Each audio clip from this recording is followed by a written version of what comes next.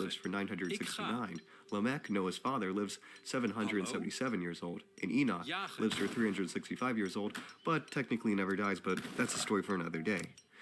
This idea that humans that dwelled before the Great Flood, in this mythic antediluvian age, lived for much longer lives compared to those after is in fact a belief that the Bible and other ancient religious texts of the region, specifically the Sumerian King List, the Epic of Gilgamesh, and writings of Berosus share.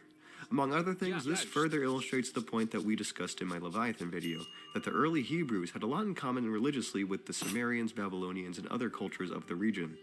Perhaps the most important detail we can gather about the Nephilim here is that they are the offspring, or to put it more bluntly, the product of sex between the daughters of men or humans, and perhaps more perplexingly, the sons of God. Keep this in the back of your mind because we will return to this in a little bit. Now, it might be important to note that Genesis and the Pentateuch in general were not written by one author, typically ascribed by tradition to Moses, but by several. The work of many diligent scholars has revealed that Genesis was written by several independent authors with their own unique diction, grammar, and writing styles, as well as interpretations, and this widely accepted explanation among scholars is called the documentary hypothesis. The doc hypothesis provides evidence for at the very least 4 different authors, D, E, P, and J.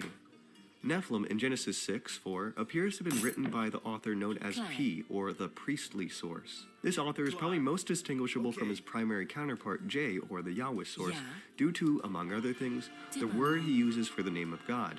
He always uses El, or Elohim, while J always uses Yahweh instead. In Genesis 6, it appears these two authors flip back and forth almost constantly, with P telling a story in his own way, while J tells the same, if not identical, story in his own, with slight variations between the two. This is probably the reason why there are duplications of almost everything in Genesis, namely 2 creation stories.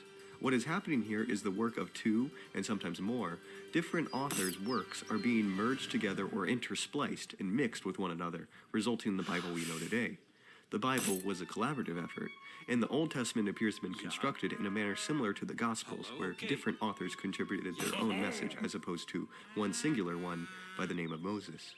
Anyways, the reason I mention the documentary hypothesis here is that these multiple authors might be the reason why the text appears to jolt back and forth, sometimes drastically from one thing to another, and I think it's important to keep in the back of our minds when discussing the Pentateuch, or the first 5 books of the Bible, as it allows us to accept when things don't properly or perfectly mesh together, or when we encounter a bit of a contradiction. Professor Richard Elliott Friedman's Who Wrote the Bible is a great book if you want to learn more about the subject. We'll return to Genesis 6 and the sons of God in a little bit, but let us first move on to the next mention of the Nephilim. Nephilim are absent for a whole 3 books, and then out of nowhere reappear in the book of Numbers.